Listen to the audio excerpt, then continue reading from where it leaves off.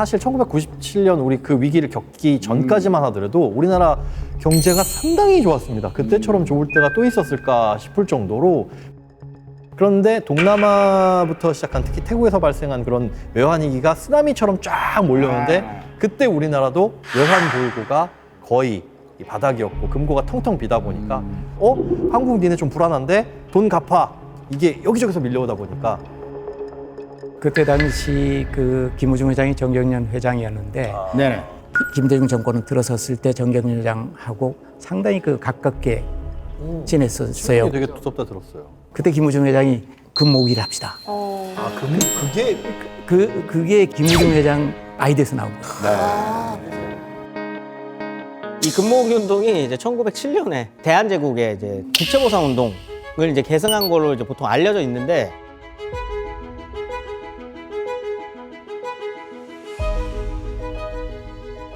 잠깐 투덜거를 보면 이건 사실 문제가 있는 겁니다. 뭐가? 1907년에 국채보상 운동 같은 경우는 강제병합이 되기 이전이긴 하지만 사실 나라가 아니에요. 그러니까 국민을 지켜줄 나라가 없는 상태이기 때문에 국민이 이걸 떠안을 수밖에 없는 상황이죠. 그런데 IMF 때는 경제가 위기였었던 거지 나라가 망한 게 아니라 나라가 있거든요. 그리고 사실 IMF의 책임은 국민이 아닙니다. 국가와 기업이 방향성을 제대로 잡지 못했었던 것 때문인 거고. 그런데 왜 이거에 대한 책임을 국민에게 지우고 금을 모아서 금을 내라. 좋게만 바라보기는 힘든 겁니다. 여기까지만 들었을 때는 저 김우중 회장이 DJ 정권하고도 아주 친하고 정경련 또 회장도 하셨잖아요. 네. 그죠? 근데 왜 부도가 났다? 이거 왜 이해가 안 갑니다. 저게 이제 상황이 안 좋으니까 가려져 있던 게 다 보이는 거예요. 근데 대우의 발전 과정을 보면 상사부터 출발한 거잖아요, 사실. 그렇죠. 나 사품은 자기가 잘하는 분야를 다져서 수십 년 동안 발전해 온 건데 가만 생각해 보세요. 대우가 전 세계 탑티어 회사가 하나도 없어요. 그렇죠. 최소한 국내에서도 마켓쉐어 1등 하는 회사가 없어요. 전자? 31. 자동차? 한 조선? 한 건설도? 한 그러면은 위기가 도달해서 국내에서 1등만 남는다고 하면 대우는 남을 수 있는 회사가 하나도 없는 거예요. 그게 이제 대우의 한계고 저 세계 경영도 보시면 네. 다 뭐 아프리카, 중남미, 동유럽이거든요. 그 나라들은 구매력이 없어요. 우즈베키스탄에서 세계 공장도 몇 차를 몇 대를 팔고 중남미에서 몇 대를 팔겠어. 그러니까 이제 대우가 결국에는 한계에 좀 부딪힌 게 아닌가 위기에 왔을 때. 근데 이제 호황기일 때는 대우가 아까 전에 세계로 진출했었던 모습들이 멋지게도 맞죠. 보이고 좋게도 보이는데 위기가 오면 꼼꼼해집니다, 사람들은. 해외 진출 엄청나게 해놨지만 수익이 엄청나다거나 막 그러지는 못했었던 거죠. 아하. 은행이나 이쪽에서는 투자자들 입장에 실적이 있어야 빌려주는 그렇죠. 건데 실적이 없기 때문에 또 돈을 빌려줄 수 없게 됩니다. 아하. 그럼 이제 돈줄이 계속적으로 막히는 거죠. 그래서 뭐 대우가 이제 분식 회계를 했다 이런 얘기가 있는데 분식회계가 말 그대로 회계를 조작을 하는 건데 매출을 뻥튀기 한다거나 부채를 줄인다거나 해서 성장 가능성이 있어 보이는 회사로 조작을 하는 겁니다. 금융당국에서 최종적으로는 23조 원의 분식회계가 있었다라고 밝혔습니다. 결국은 대우를 믿고 투자한 혹은 돈을 빌려준 이런 곳에 막대한 피해를 입히긴 건 사실이죠.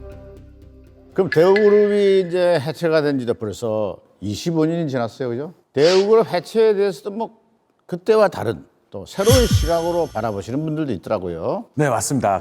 김 회장의 세계 경영을 네네. 사실 못마땅하게 여긴 미국이요. 외환위기 이후에 우리 정부의 대우를 딱 지목하면서요. 손 좀 봐줘라 했다는 썰이 있습니다. 사실 냉전 체제가 무너진 후에요. 사회주의 국가들이 시장을 개방하게 되지 않습니까? 미국이 그 과실을 사실 자기 혼자 따먹으려고 네, 이제 달려가는데 가는 곳곳마다 먼저 깃발을 꽂아낸 게 대우그룹이었다는 거죠. 그야말로 미국에서는 눈에 가시라고 볼 수 있다는 거죠. 그렇죠. 게다가 미국이랑 자꾸 사업이 부딪히는데 그게 뭘까? 바로 이 사업입니다. 안녕하십니까. 대우가 셔터를 맡게 되었습니다. 더욱 열심히 하겠습니다. 오, 저 광고를 지금 보네. 야, 사실 대우는 미국 그 GM하고 오랫동안 학습자 관계를 있다가 1992년 결별했는데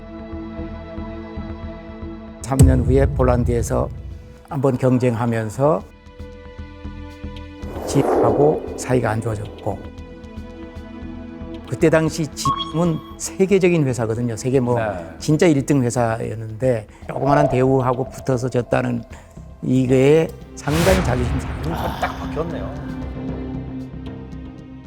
기업 중에서는 저는 GM이 굉장히 대우를 먹는데 관심이 많았다. 그때 중국 시장이 쭉 크는데 그때는 중국이 못 살 때니까 소형차밖에는 수요가 없는데 GM은 소형차가 없었어요. 근데 대우는 소형차를 쭈루룩 개발했거든요. 그러니까 이거 갖고선 같이 가자. 그 얘기가 진행이 되고 있었습니다. 그러다가 이제 그 금융위기가 나고 그러면서 정부 쪽에서는 이걸 부실로 몰아서 이제 구조조정을 시킨 거죠. 돌이켜보면 대우가 중국 시장에 팔려고 그다음에 신흥시장 딴 데 이렇게 팔려고 다 만든 모델들인데 그거 대우가 살아서 직접 팔았으면 그게 한국 경제에 훨씬 더 좋은 거 아닙니까? 근데 그걸 그렇게 허망하게 날렸으니까. 안타깝네. 허망. 아, 이렇게 돼서 대우자동차가 이제 G사로 넘어가게 됐군요. 맞아요. 그러니까 결국은 이제 우여곡절 끝에 대우그룹 해체되고 지사, 대우자동차를 꿀꺽 해버렸죠. 근데 이제 2008년에 미국에 이제 금융위기 서브프라임 모기지 터졌을 때 그때 막 이제 GM도 휘청휘청 해가지고 망하네 마네 막 이랬잖아요. 근데 GM은 미국에서 나라 돈을 투입을 해가지고 그래서 살려놓은 거죠. 만약에 그 IMF 때 우리 정부도 말이죠. 네. 그렇게 대우자동차를 살렸다면 어떻게 됐을까? 김우중 회장하고 그 DJ 정부가 초반만 해도 말이야 사이가 괜찮았는데 무슨 변화가 좀 생겨서 균열이 간 거 아닙니까 이거? 그 이제 외환위기를 극복하는 방법 자체가 정부에서 바라보는 관점이랑 다릅니다. 정부에서 바라보는 관점은 IMF 관점이에요. 그렇죠. 네. 부실기업 정리, 노동 유연화. 김우중 회장은 이걸 기업에게 떠넘기는 건 문제가 있지 않느냐.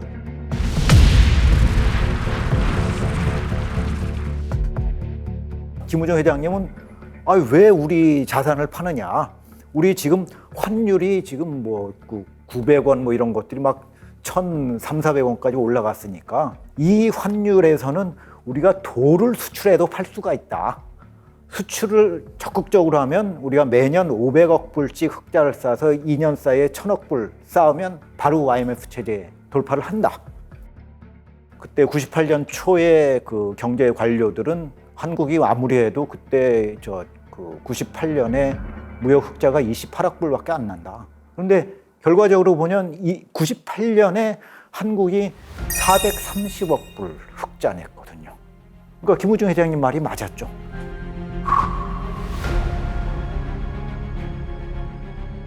처음에는 DJ가 이현재 씨를 금융감독위원장으로 임명한 것은 대우를 살려주기 위해서 했구나 이렇게 생각했어요. 김우중 회장한테 형님이라고 했는 사이니까. 그런데 재벌 계획이 딱 나왔을 때 이현재 회장이 제일 먼저 김우중 회장의 책임론을 딱 제시한 거예요. 부채 경영에 이거 회장이 책임을 져야 된다는 식으로 해가지고 막 옥신각신 하다가 나중에 김우중 회장이 선언했어요. 다 하겠다. 난 회장직도 물러나겠다. 회장직도 나가겠다. 그리고 개인 재산까지 다 내놓고 나 가겠다. 이렇게. 그룹 자체를 해체 쪽으로 다 가버린 거예요. 당시 그 칼자를 쥐고 있던 경제 관료들의 갈등이 대우에 굉장히 불리한 영향을 끼치지 않았나 그런 생각을 해봅니다. 근데 저는 어떤 방법이 옳았다라고 얘기하기는 아직은 쉽지는 않다.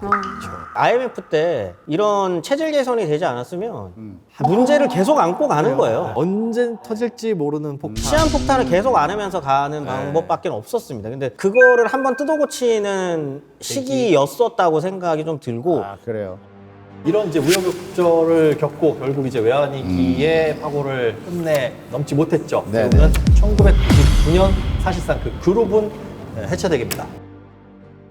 그리고 중국 행사에 참석한다고 이제 이 해외로 나갔습니다. 김우중 회장이. 그리고는 돌연 잠적하고 말았죠.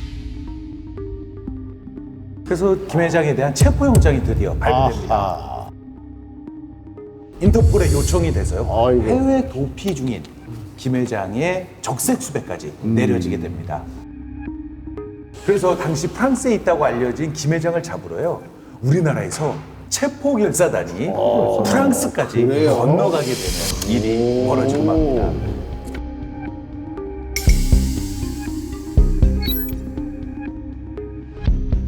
무슨 외환 도피다, 무슨 분식이다, 뭐 이래가지고 뭐 난리 이제 그 전체적인 분위기가 그냥 확 완전히.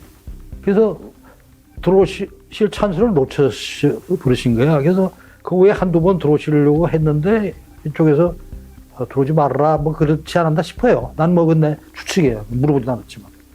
그러다가 2004년도 우리가 이제 대법원 판결까지 이제 밑에 이제 사장단들이 다 났어요. 그래서 이제 회장님이 이제 도저히 더 이상 내가 해외에 다닐 수가 없다 그래서 이제 들어오신 거예요.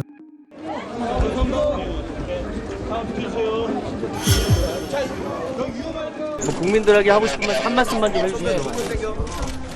제가 대우 사태에 대해서 제가 정책을 책임지고 그리고 진실로 죄송스럽게 생각합니다.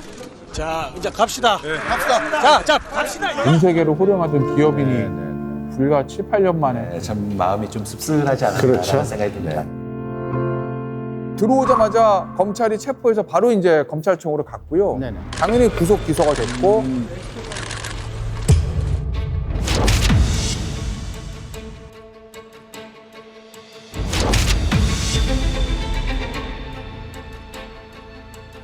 그런데 김 회장이 생전에 납부한 추징금의 총액이 892억이라고 합니다. 그럼 1%가 안 되는 거예요. 네. 그래서 지금까지 고액 추징금 미납자 부동의 1위를 당시에 그럼 가장 부자가 누구였냐? 이건희 회장 자산이었는데 23조 원 조금 넘었거든요. 그러니까 그 제일 부자가 다 개인 재산 주식까지 다 팔고 해서 그래야 갚을 수 있는 돈. 네, 근데 뭐 이제 몰락한 대기업의 회장이 그 돈이 어디 있어요? 그러니까 타계하기 전까지는 다 갚지 못해서 추징금 환수는 사실상 뭐 불가능해졌다. 이렇게 듣고 있습니다.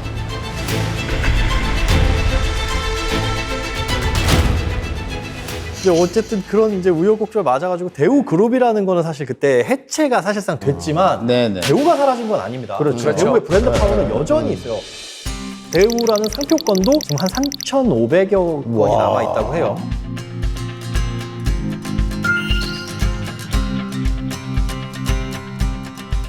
이 브랜드 사용료로 들어오는 돈이 1년에 100억 원 가까운 돈이 지금 들어오고 있습니다. 그러니까 한국은 몰라도 대우는 안다. 이게 아직까지도 유효. 그래요. 내가 이제 제일 가슴에 좀 안 된 거는 이분이 정말 평생을 이렇게 국가를 위해서 열심히 일하고 좀 살려줘야 했는데 너무 제대로 평가를 못 받고 있구나 하는 그게 대한 모시는 입장에서 그런 거에 대한 게 제일 컸던 것 같아요. 그런 부분들이 제일 가슴이 아팠던 것 같고. 굉장히 마음 아파하시고 계시네요, 지금도. 근데 TV조선에서 김우중 회장이 돌아가시기 전에 마지막으로 만나 인터뷰를 한 귀한 자료가 있습니다. 네. 김우중 회장의 그 솔직한 심정을 직접 한번 들어보시죠.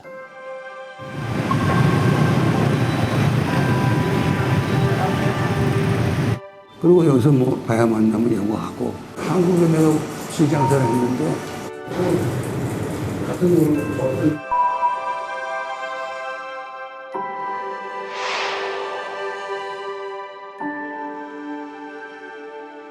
이게 노름판에 가도 말이죠. 따뜻한 사람이 많지 이렇다는 사람은 없어요. 노름판에 가서 돈 잃고 집안 망신시켰다고 다 그러지 않습니까? 그러니까 안 한다고. 따뜻한 얘기만 한다 이거예요. 예를 들어서 얘기하면은. 내 잘못은 인정하는 사람이 없다. 그러니까 뭐 여러 가지 뭐 사회적인 뭐 여러 가지가 그런 컨센서스를 못 이룬 거지. 결과적으로 보면은. 그런데 그게 왜 무너졌느냐. 그걸 정말로 심도 있게 연구를 해야죠. 지금 잘 못 알려져 있다 이것이에요. 그러니까 그게 올바로 잡는 것부터 시작해서 모든 사람들이 억울하지 않게 해줘야 된다 이거죠. 나는 분명히 얘기해서 말이야. 내가 뭐 잘못해서 그랬다든가 또 무슨 뭐 이유가 있어 그랬다든가 또 억울하다든가 나는 아무것도 없어요. 아니 나는 뭐 사실 뭐 아버지한테 불려받은 것도 없고 평생을 아이가 내가 하고 싶은 대로 다 했다 이거예요. 최선을 다해서 했다 이거예요. 그러니까 그로서 만족해야지. 단지 내가 보면은 우리 직원들하고 관계는 그 사람들 미안하죠. 또 더군다나 이 사람들이 한참 뭐 대학 들어서 결혼시키고 대학 공시키면서 학비 내고 돈을 많이 쓰는 시기에 아들 간독 가지고 이제 원망도 했겠죠. 그러니까 이제 그거를 언젠가 이제 풀어줘야 돼요. 그건 뭐 죽을 때까지 그건 내가 빚을 지고 가는 거니까 풀어야죠.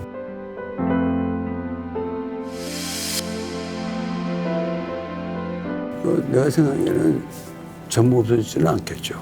전부 없어지지는 않을 겁니다. 예. 뭐 사라졌으면 또 어쩔 수 없는 거고. 예. 그렇지만은 대우 사람이 있는 한은 저게 되게 중요한 말이네요. 네네. 다른 기업인들이랑 좀 다른.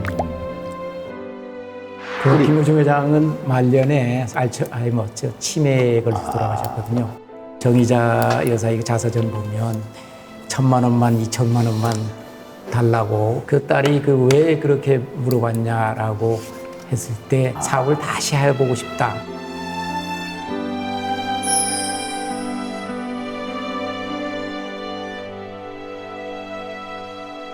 오늘 대우그룹 김우중 회장에 대한 미스터리를 파헤쳐봤는데요. 김 회장에 대해서 어떻게 생각하고 계신지. 이분만큼 과거가 뚜렷한 사람이 있을까라는 생각이 개인적으로 그렇죠, 들어요. 그렇죠. 진짜 불법적인 횡령이라든가 네네. 아니면 재산 은닉이 있었다라면 당연히 법적인 처벌을 받아야 되고 그 부분의 책임은 분명하다라고 생각은 드는데 그렇지만 세계화라는 것을 실제로 현실화시킨 사람 첫 번째 기업인이 아닐까.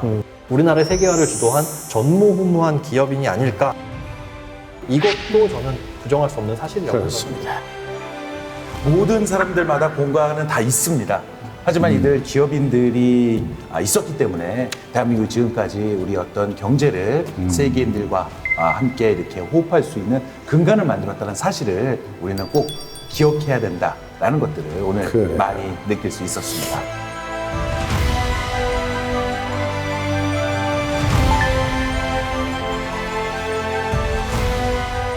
육대주 5대양은 우리들의 일터다. 온 누리 내 집 삼아 세계를 뻗자.